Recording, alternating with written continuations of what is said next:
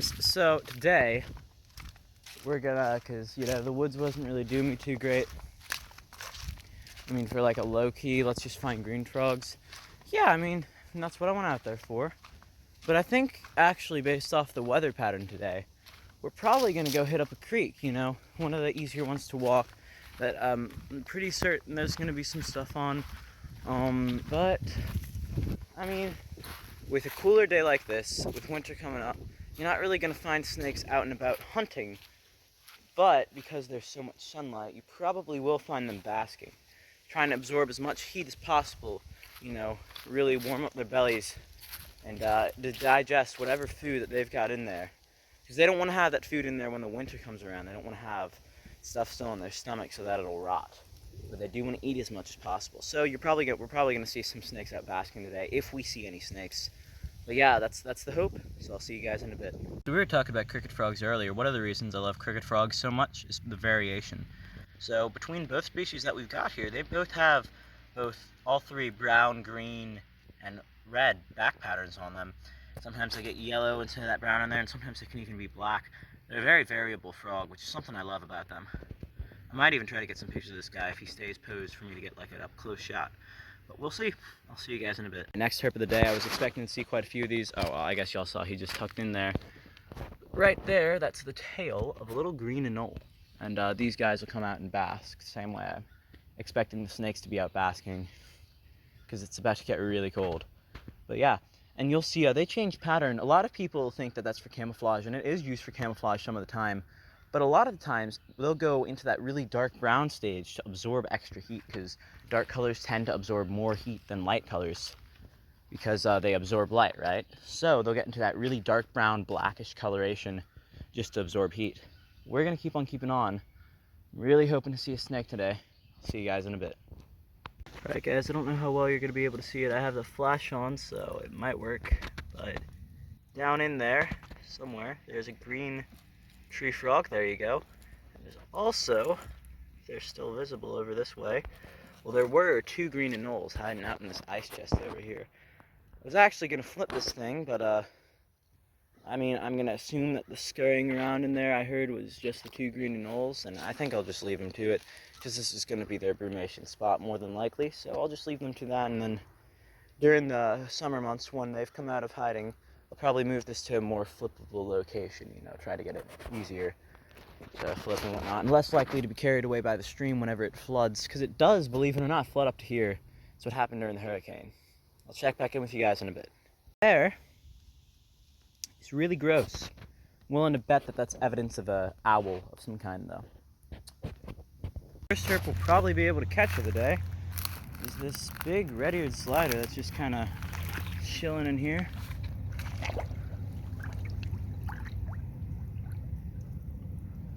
Maybe. Yep, there we go.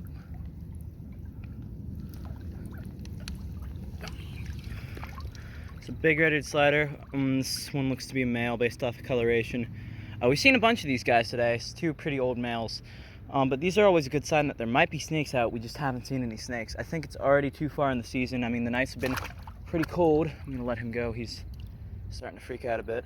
The nights are probably too cold for anything snake-wise to be out right now. But we're gonna keep on looking, being hopeful. I mean, I've never caught any snakes up this far towards the interstate along my stream. But if there is something, I'll let you guys know. Again, I'm still being hopeful, but doubt we're really gonna see anything today. Still a nice little getting out though, and I did get to catch that red-eared slider, which is not something I have featured too often on the channel in a bit, because we like to feature snakes and stuff. I do have a bias. But yeah, we're just gonna keep on keeping on, and I'll see you guys in a bit. So this might be an arbitrary, pointless intro, but since it is the holidays, I'm once again at my grandparents down in Grove State. You remember last time we were here, we found pretty much nothing, but also some sugarcane. So today we're going to be going out doing pretty much a bunch of the same stuff, hoping to find some cool things. I know that this area in particular is known for copperheads, so that would be incredible to find, in my life, a copperhead. I already labeled a video the last snakes of the year, but we might have to change that because it's so, like, it's hot. It's hot today. It's the middle of December and it's warm. Love Louisiana weather, but that's good for the snakes. You know, they'll probably be moving, getting out, absorbing the last rays of the sun before it gets super cold. Our coldest month is like February. So, really hopeful that we're gonna see some things. I'll check back in with you guys in a bit. All right, guys, first herp of the day is a much more common herp than we usually showcase. This is the Cincella brown skink, little ground skink, commonly known as, you know, they're just everywhere. These are one of the most common herps. So what they do is a lot of times they'll drop their tails if they feel threatened. So this guy dropped his when I was running around after him. We're just gonna release him right here. But it's really not too bad for the lizard. They regrow their tails, so they pretty much immediately jump to dropping it in any given circumstance. They feel the least bit threatened. Definitely one of my favorite lizards, but a much more common one, so we don't typically showcase it. Still nice to get a profile, so we'll see you guys in a bit. Guys, I already flipped this, but under this log is a narrowmouth toad. We don't need any pictures of him. They're extremely common. But under this board right here, I mean, it's still a nice find. I do love my narrowmouth toads. Under this one, last time we flipped it, there was a brumating 5-line skink, so let's see. And she is not still there. She has since left. Well, maybe we'll see somebody else there in the future. This seems to be a trend. I was really hoping to see one of these today. Not the rarest snake in the world, but this is a little western ribbon snake. You've seen me catch plenty of these guys on the channel before, but just a common little non-venomous colubrid. Always fun to see. I found him just under this board here. He's probably scoping out a place to brumate for the winter. But yeah, cool stuff. Definitely gonna get some pictures because this saves me from ending on the note with pissy plain belly and the tiny little baby Nerodia, although I did love that Nerodian. I mean, I love the plain belly too. But yeah, so we're gonna keep on. I'm gonna flip through the rest of these boards. Maybe we'll find something else before I decide to take pictures of this guy. And we're gonna take pictures. And so this is a western as well. We can tell that because he does not have the little brown sides. Really cool stuff though. I might clean him off a bit and then we'll take some pictures and I'll just put him back under his board. I'll see you guys in a bit. This guy, if he'd ever stopped flailing around, has actually got some pretty interesting pattern compared to the western ribbon snakes we see out by me. He's got a pretty dull stripe, but he's very blue, and he's got a lot of this little white flecking, which I'm very fond of. But I like him quite a lot. We're definitely going to get some pictures, and then I'm just going to release him back where we found him under that little board, because he isn't going to harm anybody. Tiny, non-venomous species of colubrid. Always good to see. But yeah, I'll check back in with you guys in a bit.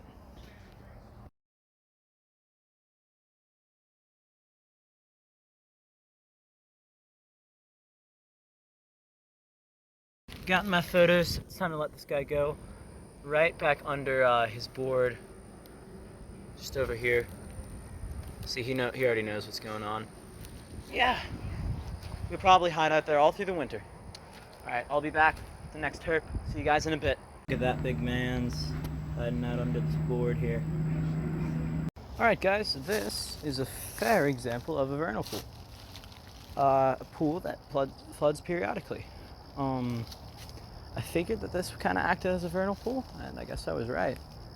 This could mean great signs for like things like efts and other salamanders around here, even though I haven't found any recently. Vernal pools are usually a, good sign that there will be some type of stuff around. If not, I know there's a lot of green frogs and stuff like that hanging out inside of here, as you saw one just jumped off, which are good food for cottonmouth, so maybe we'll get lucky and see one on like a last-minute hunt before the cold really sets in. But it appears that all those frogs that just jumped in were green frogs, so nothing crazy, I guess. We'll keep it up, though. I'll check back in with you guys if I find anything.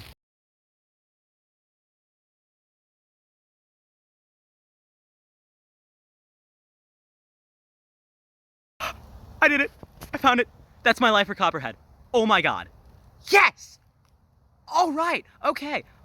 So this right here is a juvenile Copperhead, just kind of chilling. We're gonna get some in situ pictures. I'm not even gonna move him, because he's very small, venomous, and gorgeous. Oh my god. You know what? We're probably gonna move him, but I don't want to lose him. So I'm gonna get some in situ pictures, and then we're gonna move him to a little bit of a safer area to handle him. I'll see you guys in a bit. Him just a bit. Right now he's kind of digging around. So this is a very tiny Copperhead. This is the smallest viper I've ever seen. This is a baby. This means that there's possibly a few more. I'm not surprised the area I found him in has a bunch of kind of crevices that these guys typically hibernate in. Oh wow, he's gorgeous. Oh, it is everything I dreamed it would be and more. I cannot believe I found this guy. I'm so happy. I'm so happy right now. Wow. Oh my god, it's my life for Copperhead. This is my second ever pit viper.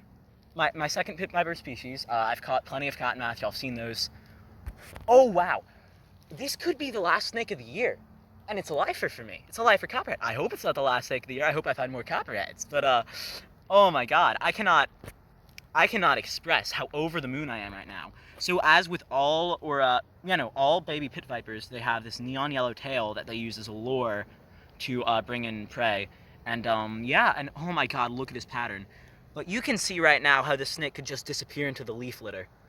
It's a very deceptive, because once you know what the pattern looks like, you see and you think, oh wow, that snake couldn't hide at all. But then if you don't know that you're looking at a copperhead, it's unlikely that you're going to see a copperhead. It is such a great pattern. Oh wow. Oh wow.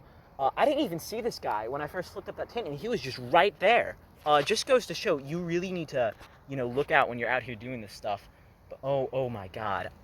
Oh wow. I'm on a different planet right now. I'll see you guys in a bit. Alright guys, well, with vipers this small, I mean, it's fun to tail vipers, but when they're this small, you really don't want to.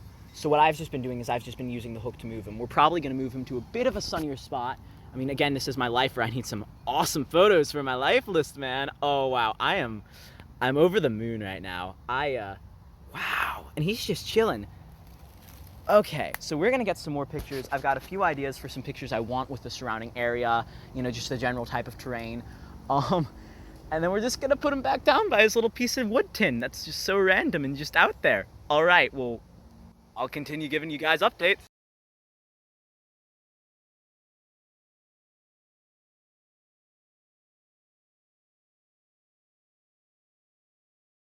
Guys, well, I got all the pictures I needed and he's escaping down a hole. So we're just gonna let him go. He'll probably hang out down there. Hopefully we can find some more of these guys. I love Copperhead so much. This is my first, again, this is my lifer. But wow, what a cool one. And a baby. Everybody always says baby snakes, at least venomous ones, get a bad rap for being more dangerous than the adults, but they really aren't. Because if you get envenomated by an adult Copperhead versus envenomated by a juvenile Copperhead, the overall total load is probably still going to be less from a juvenile Copperhead. Either way, though, you don't want to get envenomated by either one, and either one will be a trip to the hospital, so you shouldn't do that. Even though they're not lethal, it's still going to be a bad time. So, yeah. But that was so cool. I'll check back in with you guys with the next herp of the day. Guys, I don't know if I'm going to find anything else after this. If I do, I will put it in before this. But, I'm just going to film the outro now. Really good day today. Life for Copperhead. That's something I've been trying to get since I started a couple of years ago. I mean, they're always widely broadcast as one of the most common snakes.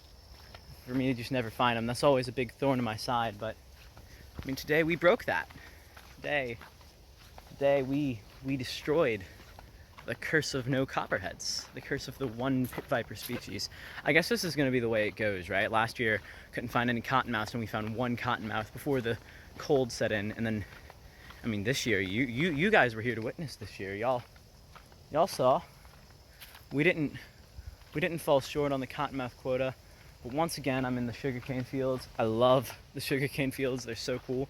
One of my favorite things about my grandparents' little house in the middle of Grove State is that it's close to sugarcane fields, which I always thought was really cool. I've met so many people who just don't know what sugarcane is. Or I mean, they know what it is, but they've never seen the fields, and they don't know that it's like 10 plus feet tall and like giant blades of grass, and that it's awesome and that it tastes sweet.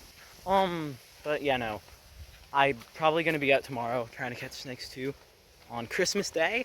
Merry Christmas! It's Christmas Eve. Wow, Christmas Eve Copperhead. That's gonna be the title of this video for those of you who are still watching. And just wow, I'm so happy right now.